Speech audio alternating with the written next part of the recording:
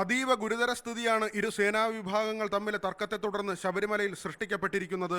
കേന്ദ്ര ദ്രുതകർമ്മസേനയെ സോപാനത്തിലെ നിർണായക പോയിന്റുകളിൽ നിന്ന് പിൻവലിച്ചതാണ് അസാധാരണ സാഹചര്യത്തിലേക്ക് കാര്യങ്ങളെ എത്തിച്ചത്.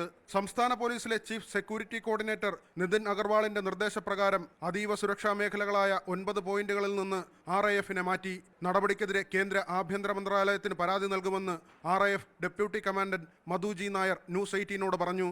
സീനിയർ ആയിട്ടുള്ള ഓഫീസേഴ്സിനെ ഓൾറെഡി അറിയിച്ചു കഴിഞ്ഞു.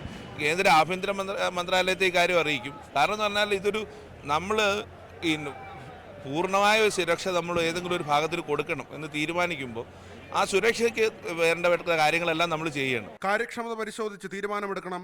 കേരള പോലീസിന് സാധിക്കാത്തതിനാലാണ് കേന്ദ്രസേനയെ സുരക്ഷ ഒരുക്കാൻ വിളിക്കുന്നത്. സംസ്ഥാന സർക്കാരുകളിലോ അല്ലെങ്കിൽ സംസ്ഥാന പോലീസോ ചെയ്യാൻ പരാജയപ്പെടുന്ന കാര്യങ്ങളെ സഹായിക്കാൻ വേണ്ടിയാണ് അതിനുവേണ്ടിയാണ് നമ്മൾ വന്നത്. ഒരാളുടെ സമീപനം എന്ന് പറഞ്ഞിട്ട് എനിക്ക് അങ്ങനെ പറയാൻ പറ്റില്ല. കോമ്പിറ്റൻസി എന്താണ്, ഒരു കാര്യം ചെയ്യുമ്പോൾ ഒരു സുരക്ഷ ഒരുക്കുന്നുണ്ടുള്ള കോമ്പിറ്റൻസി എന്താണ്, അതൊരു വിഷയമല്ലേ. എന്താണ് നിങ്ങളുടെ നിലവാരം, അത് സ്വയം തൂക്കി നോക്കേണ്ട. എന്തെങ്കിലും ഒരു കാര്യം ഉണ്ടായി കഴിഞ്ഞിട്ട് പിന്നെ നമ്മളത് തൂക്കി നോക്കിയിട്ട് കാര്യമില്ല. ദ്രുതകർമ്മസേനയെ ഒഴിവാക്കിയ ഇടങ്ങളിൽ കേരള പോലീസിന്റെ കമാൻഡോകളെ നിയോഗിച്ചു. നിലവിൽ ഭക്തജനങ്ങളെ നിയന്ത്രിക്കുന്ന ചുമതല മാത്രമാണ് 170 അംഗ ദ്രുതകർമ്മസേനയ്ക്കുള്ളത്. ശബരിമലയ്ക്ക് വൻ സുരക്ഷാ ഭീഷണിയുണ്ടെന്ന കേന്ദ്ര ആഭ്യന്തര മന്ത്രാലയത്തിന്റെ റിപ്പോർട്ട് നിലനിൽക്കെയാണ് ഞെട്ടിക്കുന്ന സ്ഥിതിയിലേക്ക് ഇരു സേനാ വിഭാഗങ്ങൾ തമ്മിലുള്ള തർക്കം മാറിയിരിക്കുന്നത്. കേന്ദ്രവും സംസ്ഥാന ആഭ്യന്തര വകുപ്പും അടിയന്തരമായി വിഷയത്തിൽ ഇടപെട്ടില്ലെങ്കിൽ ചിന്തിക്കുന്നതിലും അപ്പുറമാകും പ്രത്യാഘാതം.